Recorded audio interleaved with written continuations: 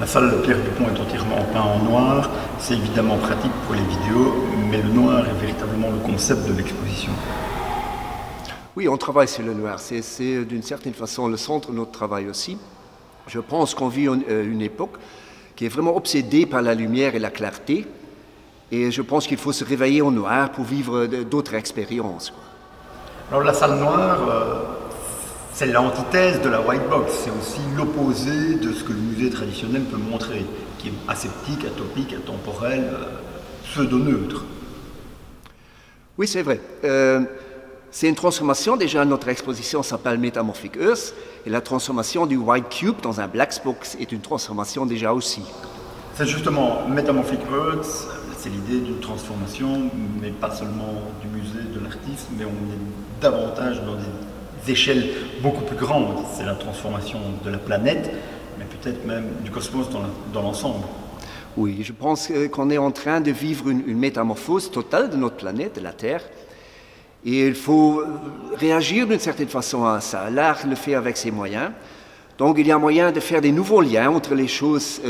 Je crois qu'on est très fort centré sur ce que l'homme construit sur cette terre, mais on n'est pas seul. Il y a plein d'autres êtres, plein d'autres vivants sur la terre.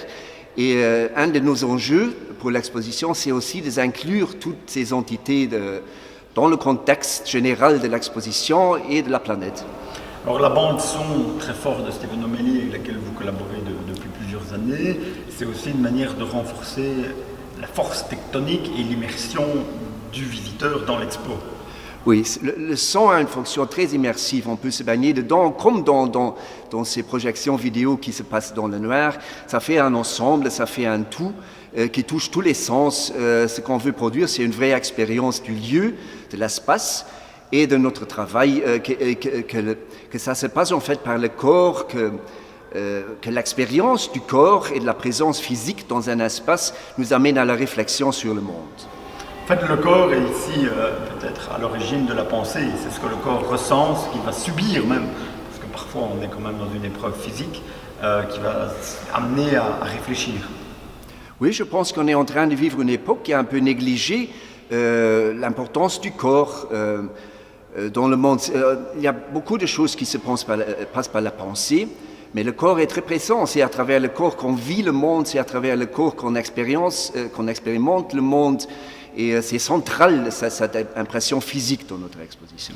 Depuis la naissance, le corps ne cesse de se transformer, de grandir, de croître et de décliner. C'est aussi peut-être une manière de remettre le corps au rythme de la planète Terre, qui évolue aussi depuis des milliers d'années. Oui, c'est une métamorphose permanente aussi qu'on vit en nous-mêmes, que notre corps subit. On ne voit pas parce qu'on vit du jour au jour, mais quand on voit des photos anciennes, on se rend vite compte qu'on fait des métamorphoses énormes sur une vie. Et la Terre aussi, mais on confronte deux temps aussi, deux temporalités aussi, c'est-à-dire le temps humain et le temps géologique, le temps plus profond qui est symptomatique, disons, de notre Terre et de la planète et de l'univers en général. Utiliser le corps comme vecteur d'expérience, c'est tout le contraire d'une société médiatique aujourd'hui qui voit le corps comme une image. Oui, c'est vrai. C'est vraiment par une expérience du corps qu'on essaye d'approcher la vie. On travaille aussi la musique comme Steven la travaille, par exemple, c'est très physique aussi. Il va y avoir des performances, on travaille avec une danseuse qui a un très fort rapport au corps aussi, qu'elle travaille là-dessus, elle écrit là-dessus. Donc, on est tous ensemble, on est très conscients de cette présence physique